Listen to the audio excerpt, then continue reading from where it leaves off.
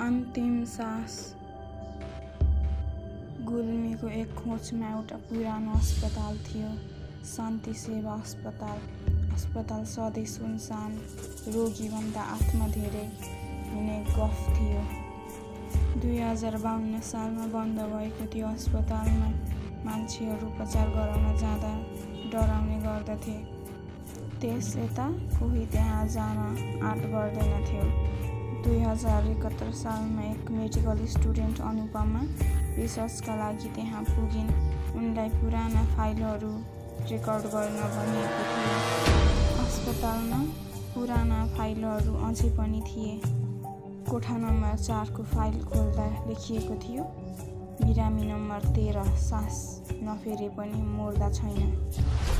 अनुपमालाई अचम्म लाग्यो। उनले त्यो कोठा हेर्ने निर्णय गरिन्।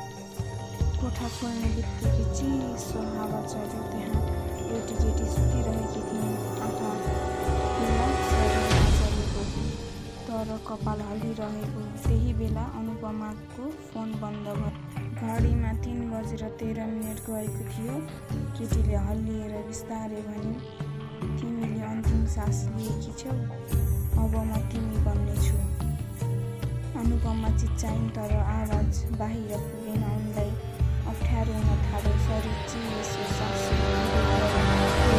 प्रहरी आइपुगे। अस्पतालको कोठा नम्बर 4 मा अनुपमाको लास थियो।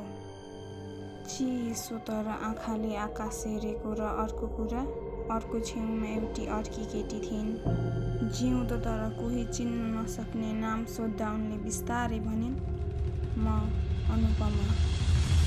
भनिन्छ त्यो अस्पतालको कोठा नम्बर 4 मा जो पनि जान्छ अन्तिम सास फेरेर फर्किन्छ, तर आत्मा उसको हुँदैन।